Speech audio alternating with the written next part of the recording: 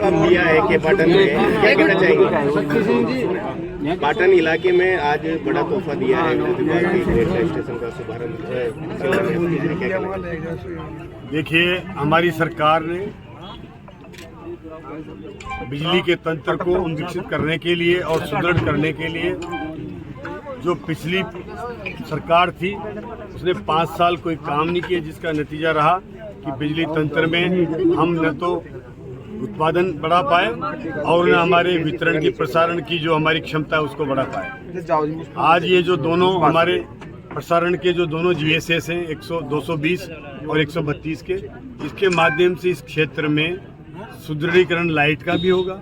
अगर नए GSS की डिमांड आती है तो नए GSS भी 33 kV के खुद सकेंगे, क्योंकि हमारी एक क्षमता बढ़ने से नए GSS के लिए भी एक राह आसान होगी, उसका रास्ता भी खुलेगा। और इसके साथ साथ इन GSS के बनने के बाद जब यहाँ से सीधा लाइट 132 और 220 जाएगी तो उसमें हमें यहाँ से छीजत भी हमें कम होगी, उसका लाभ भी होगा कि करोड़ों रुपए की हमारी बिजली जो छीजत हो जाती है उससे भी हमें बचत होगी, जिसका हमें निश्चित रूप से लाभ मिलेगा।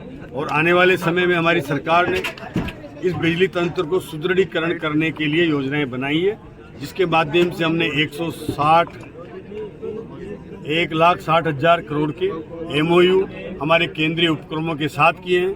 आज भी हमने एक टेंडर जारी किया है जिसमें हमें 60,000 करोड़ का एक टेंडर निकाला है, जिसमें 3200 मेगावाट का हम सोलर लगाएंगे, 8,000 मेगावाट के 3200 मेगावाट तो थर्मल लगाएंगे और 8,000 मेगावाट के सोलर लगाएंगे, जिसके माध्यम से राजस्थान में आने वाले 3 से 4 साल में बिजली के मामले में हम आत्मनिर्भर भी होंगे और सरप्लस भी स्टेट बन जाएंगे। तो आगे चल करके हम यहाँ से बिजली को दूसरे प्रदेशों में बेचने का भी काम करेंगे।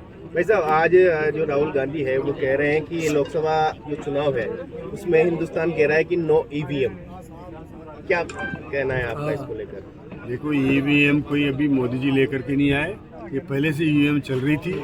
अब ये तो नाचना है आंगन टेढ़ा, जिनको हार सामने नजर आ रही है वो EVM का भी दोष बताएंगे, फिर उसके बाद में कई तरह के और भी कारण बताएंगे। उनको साफ नजर आ रहा है 2024 के होने वाले चुनाव में मोदी जी 400 पार सीटें लेकर के आ रहे हैं। इनके पास इसके अलावा अभी से EVM पर चिल्लाने लगे, इसके अलावा कोई इनके पास जवाब नहीं है, कहीं से भी इनको उम्मीदवार नहीं मिल रहे, तो ये इधर उधर दूसरे घुसपैठ कर रहे हैं। उम्मीदवार एक को पकड़ते के लाते हैं, वो चला जाता है, दूसरे को पकड़ के लाते हैं, ऐसा कांग्रेस में हो रहा है। तो निश्चित रूप से इनको हार साफ नजर आती है, इसलिए EVM पर भी ये मतलब आरोप और दोषारोपण कर रहे हैं। जनता के द्वारा बता रहे हैं कि नो EVM, तो जनता तो EVM पसंद करती है, आपकी क्या मानना? जनता तो EVM पसंद कर रही है, वो तो राहुल गांधी जी कह रहे होंगे कि नो EVM, बाकी तो मतलब कोई जनता को तो सुविधा है, जनता का और आम जन का वोट बैलेट पेपर पे लगता है तो वो कहीं किसी कारण से गलत मोड़ लगने से और खारिज हो जाता है। उनको गिनने में कितना श्रम और शक्ति चाहिए, इनमें एक बटन दबाने से EVM से आज रिजल्ट सामने आ जाता है। ये तो मतलब अब तो EVM से क्या, बल्कि आने वाले मुश्किल से 1-2 चुनाव के बाद तो आपको मोबाइल से भी वोट पड़ने लग जाएंगे। इस तरह की आरोप तो लगाते रहेंगे। ये तो अब टेक्नोलॉजी का ज़माना है, टेक्नोलॉजी के माध्यम से विकास हो रहा है, तो उसमें वोटिंग भी उस टेक्नोलॉजी से हो रही है और उसमें पारदर्शिता भी है, किसी तरह की कोई समस्या भी नहीं है।